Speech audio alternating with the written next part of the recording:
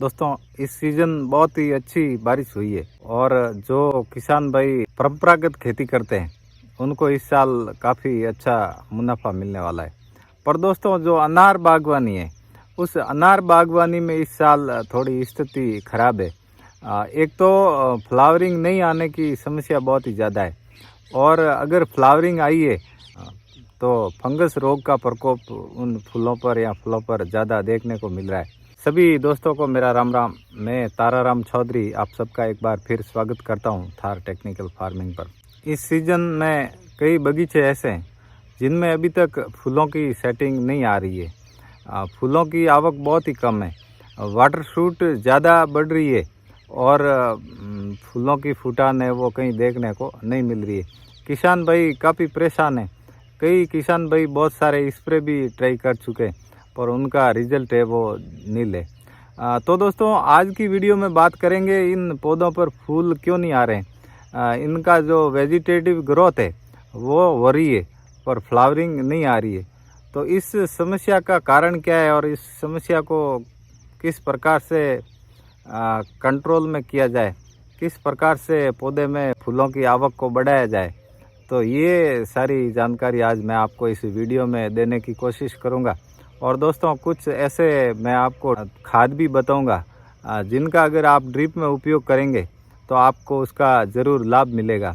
दोस्तों इस साल ज़्यादा बारिश होने की वजह से और बारिश का जो पीरियड काफ़ी लंबा चलने की वजह से जिन किसान भाइयों ने जुलाई महीने में इतरेल करी थी उन किसान भाइयों के फ्लावरिंग, जब पहली फ्लावरिंग आई थी उस टाइम में बारिश आ गई और बारिश का पीरियड लगभग 1 महीने तक चलने के कारण किसान भाई है वो ड्रिप में कोई तरह का एनपीके नहीं दे पाए, तो कोई तरह का स्प्रे भी ऊपर नहीं कर पाए।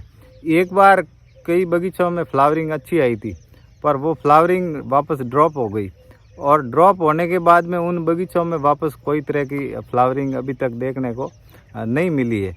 और कई बगीचे तो ऐसे हैं जिनमें इतरेल के बाद में उनकी खाली ग्रोथ ही हो रही है, उन पे कोई तरह की फ्लावरिंग नहीं आ रही। तो दोस्तों इसका सबसे बड़ा कारण ये है कि लगातार बारिश होने के कारण पौधों में जो नाइट्रोजन का स्तर है वो काफ़ी बढ़ गया है।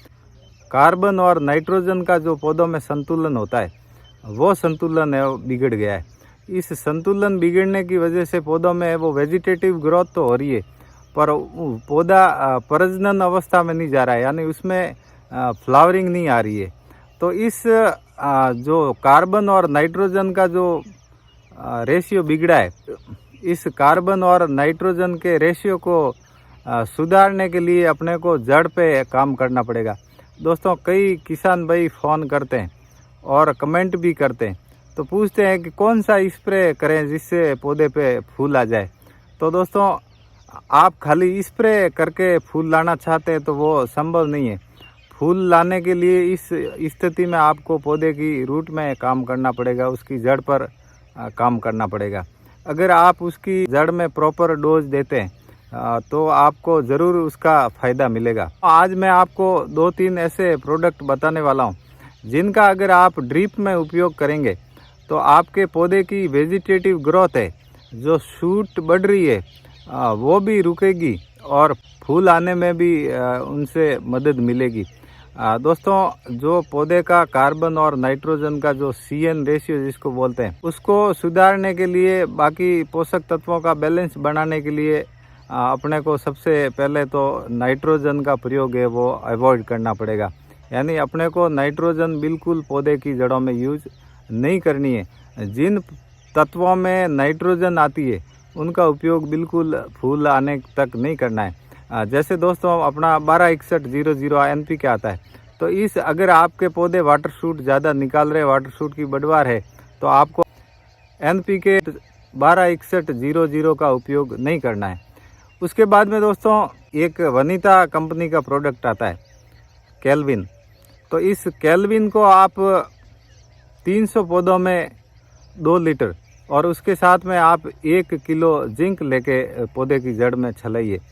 उसके 3-4 दिन के अंतराल के बाद में आपको यूज़ करना है NPK 0-60-20 और उसके साथ में आपको लेना है मैग्नीशियम सल्फेट। उसके 3-4 दिन के अंतराल के बाद में दोस्तों आपको एक और वनीता कंपनी का ही प्रोडक्ट आता है, वो है कॉनकॉल।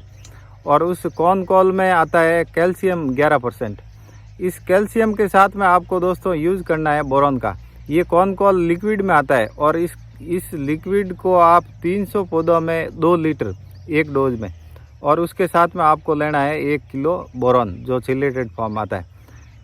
अगर दोस्तों इसकी आप 2-3 डोज इस्तेमाल करते हैं तो आपको इस जो वेजिटेटिव ग्रोथ हो रही है पौधे की, इसको रोकने में भी फ़ायदा मिलेगा और पौधे पे नई फ्लावरिंग आना भी शुरू हो जाएगी। ये तत्व आप ड्रिप में देंगे तो पौधे का जो CN रेशियो बिगड़ा हुआ है वो वापस लेवल पे आ जाएगा और पौधा वेजिटेटिव ग्रोथ छोड़ के वापस रिप्रोडक्टिव ग्रोथ में आ जाएगा, यानी प्रजनन अवस्था में आ जाएगा। और जब प्रजनन अवस्था में आएगा तो उसमें फ्लावरिंग आएगी तो उसमें फलों की सेटिंग हो जाएगी। तो दोस्तों अगर आपके बगीचे में भी ये समस्या है तो आप भी इन तत्वों का उपयोग करके ज़रूर देखें, तो आपको भी ज़रूर लाभ होगा। अगर दोस्तों स्प्रे में बात की जाए तो आप स्प्रे में भी लिक्विड माइक्रोन्यूट्रिएंट का आप अगर ऊपर पौधे के ऊपर स्प्रे करते हैं तो वो भी फूल लाने में काफ़ी मदद करता है।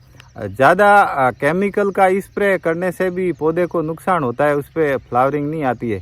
ठीक है, कोई 1-2 PGR आप यूज़ करते हैं तो ज़रूर फ़ायदा होता है, पर ज़्यादा बार केमिकल का स्प्रे में उपयोग करने पर भी पौधे को नुकसान ही होता है। तो दोस्तों मेरे द्वारा दी गई जानकारी अगर आपको अच्छी लगी हो और काम की लगी हो तो वीडियो को लाइक करें, और आप चैनल पर नए वीडियो पहली बार देख रहे हैं तो चैनल को सब्सक्राइब ज़रूर करें। बहुत बहुत धन्यवाद।